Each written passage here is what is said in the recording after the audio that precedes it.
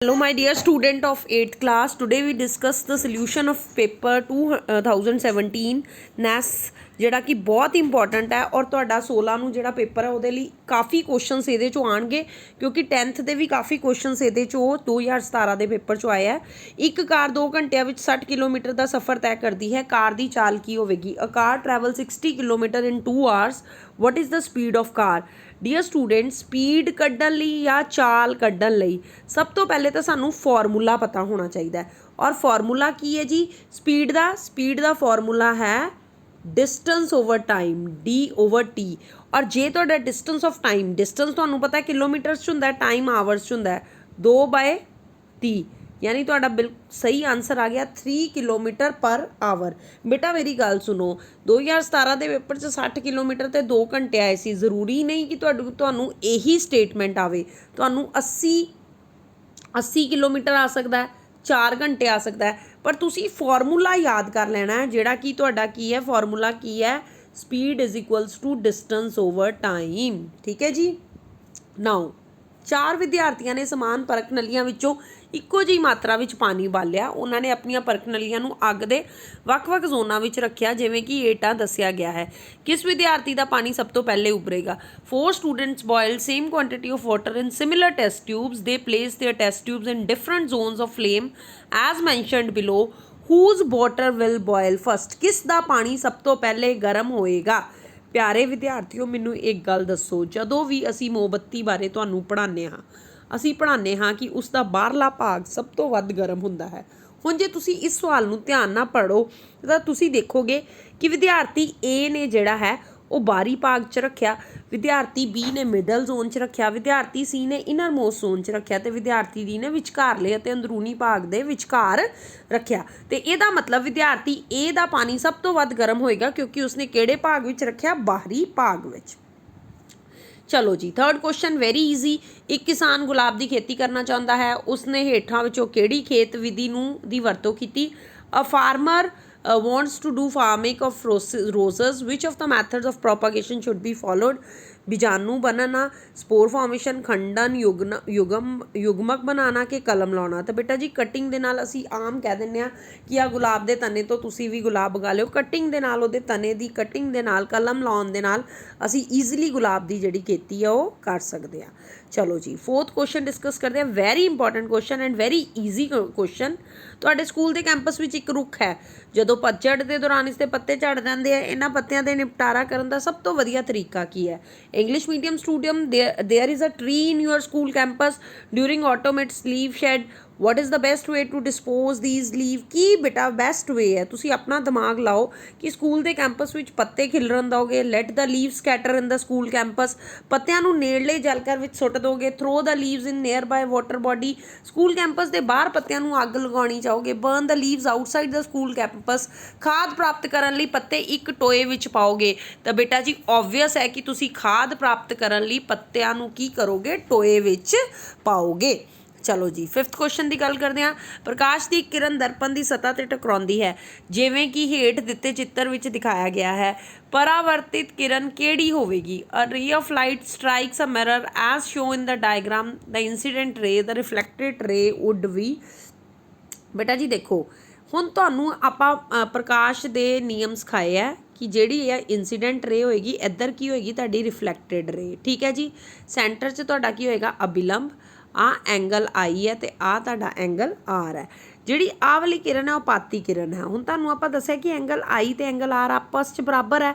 जे तुसी सी या डी नूं पाती किरण परावर्तित किरण मनदे हो तो तुहाडा जिहड़ा एंगल है वो सेम नहीं आएगा।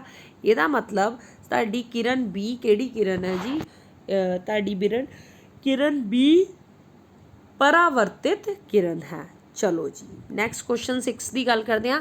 हेठ दित्तियां 2 सारणियां च जानवरों के वर्गीकरण नूं 2 श्रेणियां विच दर्शाया गया है। इन्हां जानवरों के वर्गीकरण लई हेठ दित्ते विकल्पां विचों किहड़ा विकल्प वरतिया गया सी? The 2 tables show the classification of animals into 2 categories. Which of the option given below was used to classify these animals? सारणी 1 च तुसीं रखिआ deer, elephant, cow, deer, elephant, cow. ਸਾਰਨੀ 2 'ਚ ਤੁਸੀਂ ਰੱਖਿਆ ਕ੍ਰੋਕੋਡਾਈਲ, ਸਪਾਈਡਰ, ਲਾਇਨ।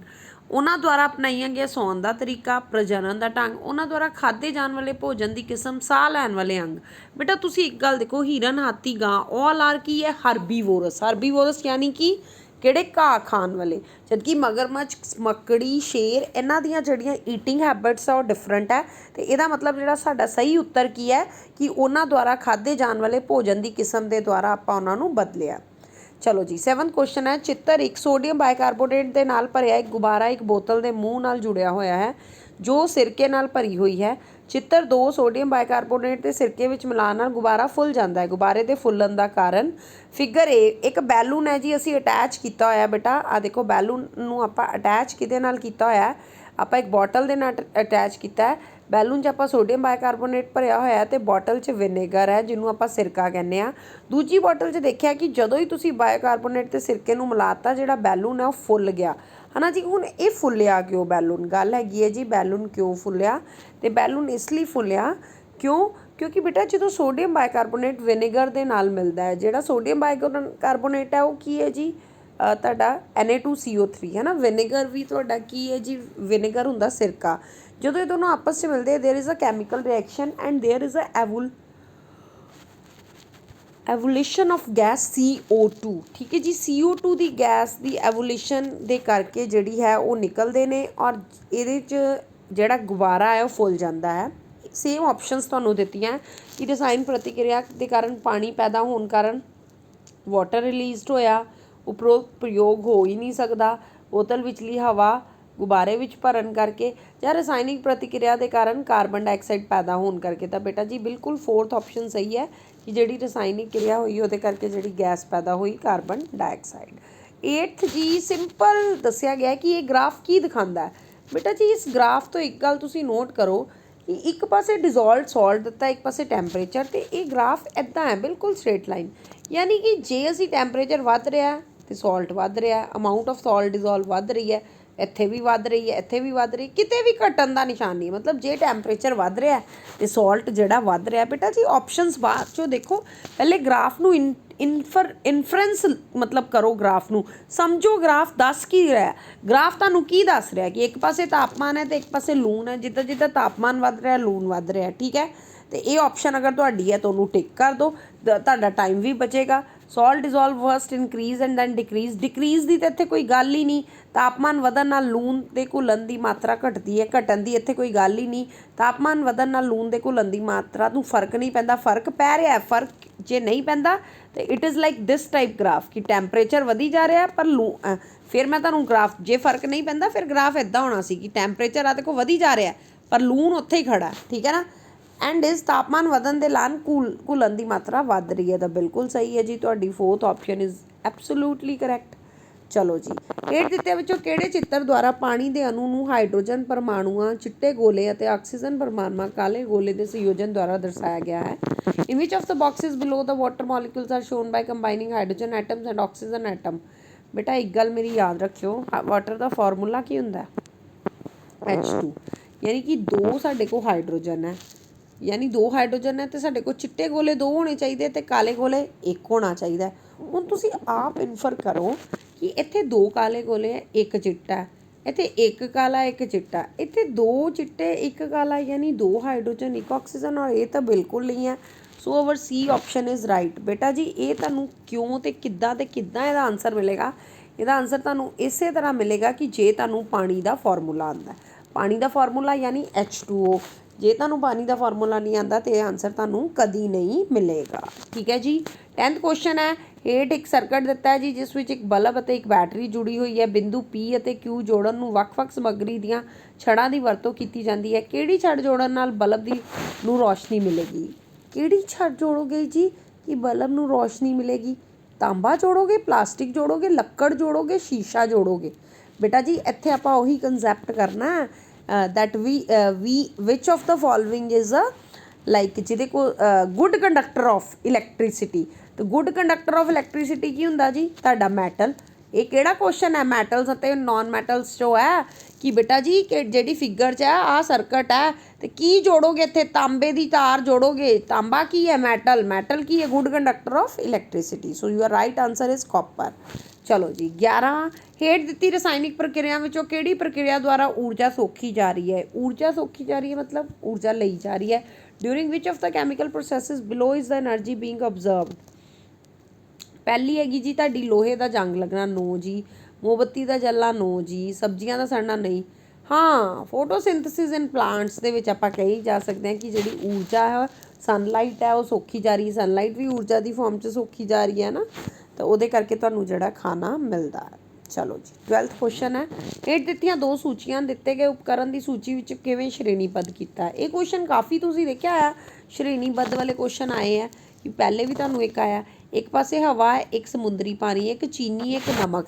ਬੇਟਾ ਇਹ ਕੁਐਸਚਨ ਉਹ ਵਾਲੇ ਚੈਪਟਰ 'ਚ ਏਅਰ ਵਾਲੇ 'ਚੋਂ ਕਿਉਂਕਿ ਆਪਾਂ ਏਅਰ ਵਾਲੇ ਨੂੰ ਜਦੋਂ ਆਪਾਂ ਕਹਿੰਦੇ ਕਿ air is a mixture of gases ਤਾਂ ਤੁਹਾਨੂੰ ਪਤਾ ਲੱਗ ਗਿਆ ਕਿ ਹਵਾ ਕੀ ਹੈ ਮਿਸ਼ਰਣ ਇਹਦਾ ਮਤਲਬ ਹਵਾ ਸਮੁੰਦਰੀ ਪਾਣੀ ਵੀ ਮਿਸ਼ਰਣ ਹੈ ਪਰ ਜੇ ਮੈਂ ਚੀਨੀ ਅਤੇ ਨਮਕ ਦੀ ਗੱਲ ਕਰਾਂ ਤਾਂ ਉਹ ਯੋਗਿਕ ਨੇ ਹੈ ਨਾ ਇਹਦਾ ਮਤਲਬ ਕਿ ਜੇ ਮੈਂ ਤੁਹਾਨੂੰ ਇੰਨੀ ਗੱਲ ਪਤਾ ਕਿ air is a mixture of gases ਤਾਂ ਜਦੋਂ ਇੱਥੇ ਆਇਆ ਕਿ ਸੂਚੀ 1 'ਚ ਯੋਗਿਕ ਹਨ ਤਾਂ ਤੁਹਾਨੂੰ ਪਤਾ ਲੱਗ ਗਿਆ ਕਿ ਆਨਸਰ ਗਲਤ ਹੈ ਸੂਚੀ 1 ਵਿੱਚ ਮਿਸ਼ਰਣ ਹਾਂ ਬਿਲਕੁਲ ਠੀਕ ਹੈ ਅੱਛਾ ਪਰ ਸੂਚੀ 2 ਵਿੱਚ ਯੋਗਿਕ ਹਨ ਤੁਹਾਨੂੰ ਯੋਗਿਕਾਂ ਦਾ ਮੰਨ ਲਓ ਨਹੀਂ ਵੀ ਪਤਾ ਪਰ ਤੁਹਾਨੂੰ ਇੰਨਾ ਤਾਂ ਪਤਾ ਹੈ ਨਾ ਕਿ ਹਵਾ ਗੈਸਾਂ ਦਾ ਮਿਸ਼ਰਣ ਹੈ ਇਹਦਾ ਮਤਲਬ ਇਹ ਥੋੜ੍ਹੀ ਜਿਹੀ ਆਪਸ਼ਨ ਹੋ ਸਕਦੀ ਹੈ ਜੇ ਮੈਂ ਤੀਜੀ ਦੀ ਗੱਲ ਕਰਾਂ ਤਾਂ ਉਹਨੇ ਕਿਹਾ ਸੂਚੀ 1 ਵਿੱਚ ਅਤੇ ਸੂਚੀ 2 ਵਿੱਚ ਯੋਗਿਕ ਹਨ ਯੋਗਿਕ ਦਾ ਤੁਹਾਨੂੰ ਨਹੀਂ ਪਤਾ ਤੁਸੀਂ ਕਹਿ ਸਕਦੇ ਹੋ ਤੇ ਆਪਸ਼ਨ ਗਲਤ ਹੈ ਸੂਚੀ 1 ਅਤੇ ਸੂਚੀ 2 ਵਿੱਚ ਮਿਸ਼ਰਣ ਹਨ ਹਾਂ ਇੱਥੇ ਤੁਹਾਨੂੰ ਥੋੜ੍ਹਾ ਜਿਹਾ ਕਨਫਿਊਜ਼ਨ ਹੋਏਗੀ ਕਿਉਂਕਿ ਉਹਨੇ ਸੂਚੀ 1 'ਚ ਇੱਥੇ ਵੀ ਮਿਸ਼ਰਣ ਕਿਹਾ ਇੱਥੇ ਵੀ ਮਿਸ਼ਰਣ ਫਿਰ ਮੈਂ ਕਹਿ ਰਹੀ ਹਾਂ ਕਿ ਤੁਹਾਨੂੰ ਇਹ ਕਨਸੈਪਟ ਪਤਾ ਹੋਣਾ ਚਾਹੀਦਾ ਜਿਹੜਾ ਤੁਸੀਂ ਅੱਜ ਯਾਦ ਕਰ ਲਓ ਕਿ ਚੀਨੀ ਅਤੇ ਨਮਕ ਕੀ ਹੁੰਦੇ ਨੇ ਯੋਗਿਕ ਠੀਕ ਹੈ ਜੀ ਸਾਡਾ ਸਹੀ ਉੱਤਰ ਕੀ ਆਏਗਾ ਕਿ ਸੂਚੀ 1 ਵਿੱਚ ਮਿਸ਼ਰਣ ਹਨ ਸੂਚੀ 2 ਵਿੱਚ ਯੋਗਿਕ ਹਨ ਚਲੋ ਜੀ 13 ਕੁਐਸਚਨ ਦੀ ਗੱਲ ਕਰਾਂ ਵੈਰੀ ਗੁੱਡ ਡਾਇਗਰਾਮੈਟਿਕ ਨਾਲ ਤੁਹਾਨੂੰ ਕੁਐਸਚਨ ਬਣਾਇਆ ਇੱਕ ਹਲਕੀ ਆ ਅੱਗ ਉੱਪਰ ਇੱਕ ਭਾਰੀ ਕੰਬਲ ਰੱਖਤਾ ਜੀ ਨਾ ਕੰਬਲ ਤਾਂ ਫਿਰ ਕੀ ਹੋ ਗਿਆ ਦੇਖਿਆ ਤੁਸੀਂ ਡਾਇਗਰਾਮ 'ਚ ਵੀ ਦੇਖ ਰਹੇ ਹੋ ਅੱਗ ਬੁੱਝ ਗਈ ਇਹ ਕਿਵੇਂ ਹੁੰਦਾ a small fire can be put off by placing a heavy blanket over it how does this happen ਲਾਟ ਨੂੰ ਛੋਟਾ ਕਰਨ ਨਾਲ ਤਾਪਮਾਨ ਘਟਾਉਣ ਨਾਲ ਆਕਸੀਜਨ ਨੂੰ ਅੱਗ ਤੱਕ ਪਹੁੰਚਣਾ ਬੇਟਾ ਜਲਨ ਅਤੇ ਲਾਟ ਚੈਪਟਰ 'ਚ ਤੁਹਾਨੂੰ ਅਸੀਂ ਪੜ੍ਹਾ ਥੱਕ ਗਏ ਹਾਂ ਕਿ ਜਿਹੜੀ ਆਕਸੀਜਨ ਹੈ ਉਹ ਜਲਨ ਲਈ ਬਹੁਤ ਜ਼ਰੂਰੀ ਹੈ ਜਦੋਂ ਕੰਬਲ ਉੱਤੇ ਦੇ ਦਿੱਤਾ ਗਿਆ ਇੰਨਾ ਮੋਟਾ ਕੰਬਲ ਆ ਦੇਖੋ ਦਿੰਦੇ ਪਏ ਆ ਇਹ ਕਿਉਂ ਦਿੰਦੇ ਪਏ ਆ ਤਾਂ ਕਿ ਜਿਹੜੀ ਆਕਸੀਜਨ ਹੈ ਉਹ ਅੱਗ ਤੱਕ ਨਾ ਪਹੁੰਚ ਸਕੇ ਠੀਕ ਹੈ ਜੀ ਚਲੋ 14ਵੇਂ ਕੁਐਸਚਨ ਦੀ ਗੱਲ ਕਰਦੇ ਹਾਂ ਕਿ ਤੁਹਾਡੇ ਦੋਸਤ ਨੇ ਇੱਕ ਚਟਾਨ 'ਤੇ ਚੜ੍ਹਨਾ ਹੈ ਸੁਰੱਖਿਅਤ ਚੜ੍ਹਾਈ ਕਰਨ ਦੇ ਨਾਲ ਉਸਦੀ ਰੱਸੀ ਦੀ ਚੋਣ ਕਰਨ ਵਿੱਚ ਤੁਹਾਡੀ ਮਦਦ ਚਾਹੀਦੀ ਹੈ ਤੁਸੀਂ ਉਸਨੂੰ ਹੇਠਾਂ ਦਿੱਤੀਆਂ ਰੱਸੀਆਂ ਵਿੱਚੋਂ ਕਿਹੜੀ ਰੱਸੀ ਚੁਣਨ ਦਾ ਸੁਝਾਅ ਦਿਓਗੇ Your friend has climbed a rope. She wants to help to select the rope to safe climbing.